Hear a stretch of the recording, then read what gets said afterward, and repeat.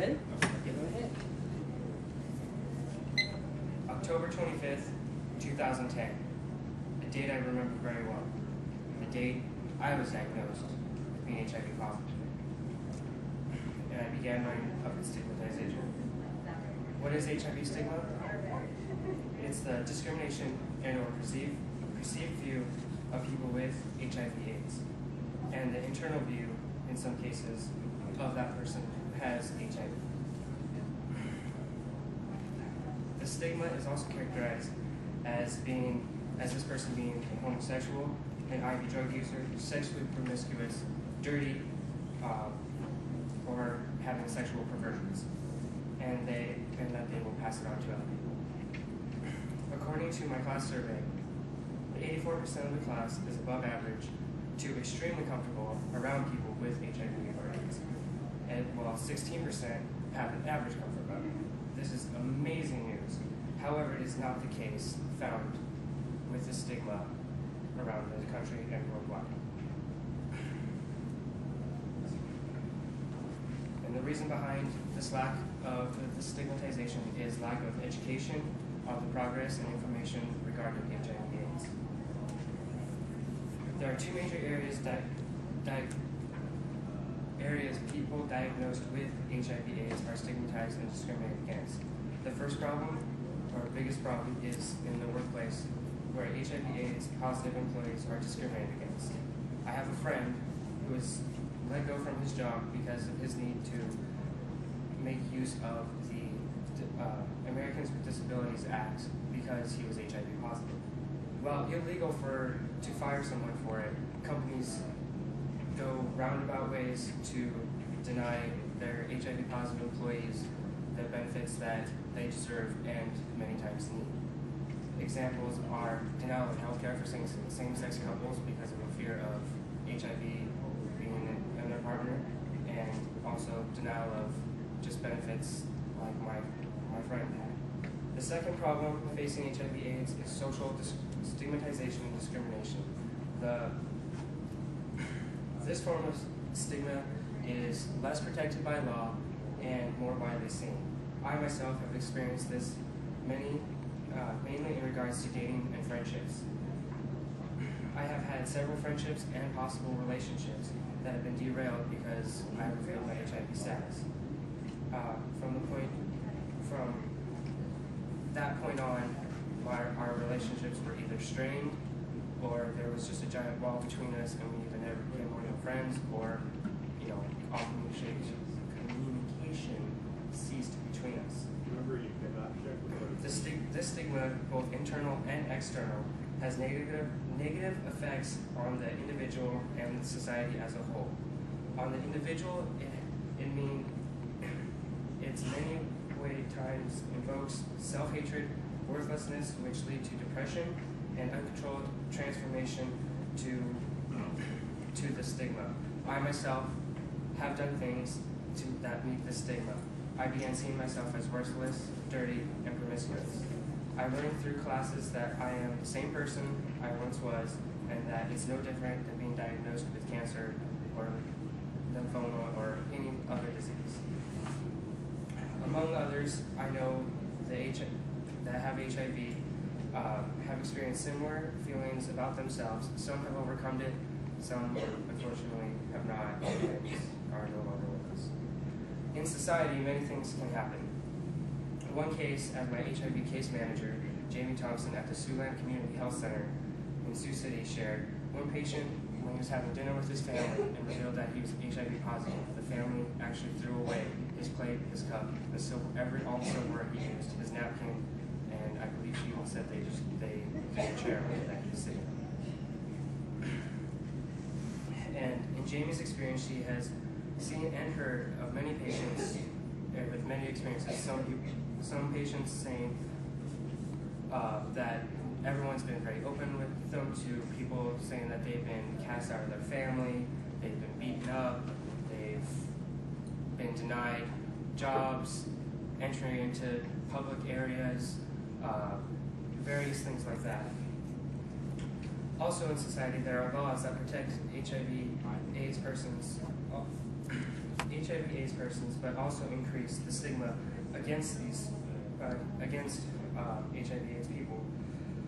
Such laws are like in the state of Iowa, it is a felony to not disclose your HIV status before sexual contact. Agreeing that you should do that, I believe, is right, but to make it a felony where you can go to prison for the rest of your life because of that is wrong. In a study conducted by the University of California, Davis in 1999, 1/3 of respondents still expressed discomfort and negative feelings towards people with HIV/AIDS. Also, UC Davis also reported that there was an increase in the 90s about the misconceptions and myths of how HIV is transmission to new infections, and the rate of what people think of people with HIV how they deserve it. Now that you know the seriousness of the problem, let's look at the causes. There are many causes to the stigma, all of which are myths and misconceptions. One myth, according to WebMD, HIV/AIDS can be transmitted by being around it. This is false. HIV cannot be shared by drinking, sharing utensils, kissing, hugging, handshakes. According to the CDC, HIV virus is only transmitted through blood, semen, vaginal fluid, and breast milk. According to the UC Davis study, this is one of the leading causes of the stigma. The second myth about HIV is that it's gay men and IV drug users that only get it. This too is false. Gay men and IV drug users are not the only people to get it. According to the CDC, which is what this graph is from, reports that 75% of new infections are men, 25% are women. Among this, 48% are gay men, 9% straight men, 18% straight females, 12% injection drug users, males, 7% injection drug users, females, and 5% gay men that use injection drugs, and then 1% other. Myth 3, I can tell you. Myth 3, I can tell if my partner has HIV/AIDS. False. After the initial infection, which symptoms are common to that of a cold or a flu, the virus actually has a dormant stage where it can lay dormant from anywhere to a couple months to 10 years, 15 years. So you cannot, without showing signs of actually being infected. Myth number 4, condoms aren't effective in preventing HIV. The truth, unprotected sex, according to HIVaware.uk,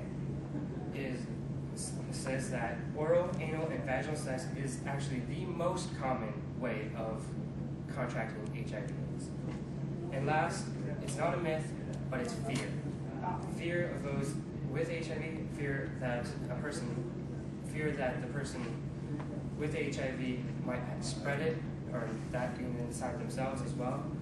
Most fear of others towards AIDS is originated in the myths that I talked about, and many other myths and misconceptions. However, people like myself, biggest fear is we fear spreading it to somebody else by accident. And this causes us to have lots of hatred, isolation, and sometimes death and drug use. Enough of the gloomy, let's talk solutions. To eliminate the stigma, several things have to happen socially and by law. By law, the already few protections of HIV people are more currently being increased. In a report by Jonathan Adams of Land Illegal, a gay legal organization, College Justice Project, and Congresswoman Barbara Lee are introducing a bill to remove laws at the local, state, and federal level that persecute people with HIV and AIDS. This is among many other laws and efforts being made to help eliminate the stigmatization. In society, however, we can't pass laws. So what we need to do is accomplish this by educating ourselves and others, by understanding that people with HIV/AIDS are no different than you and me, and by standing up to the stigma, by joining the fight and joining your local AIDS project, and by just talking and being friends with people with HIV/AIDS. October 25th, 2010. This is real to me. I hope it's real to you too. I hope I have showed this quarter that people with HIV and AIDS are like everyone else. I encourage all of you to join me and the many others to fight this HIV/AIDS stigma, because it is a problem, a very real problem, affecting thousands of people worldwide. Thank you for your time, open hearts, and your open minds. Thank you.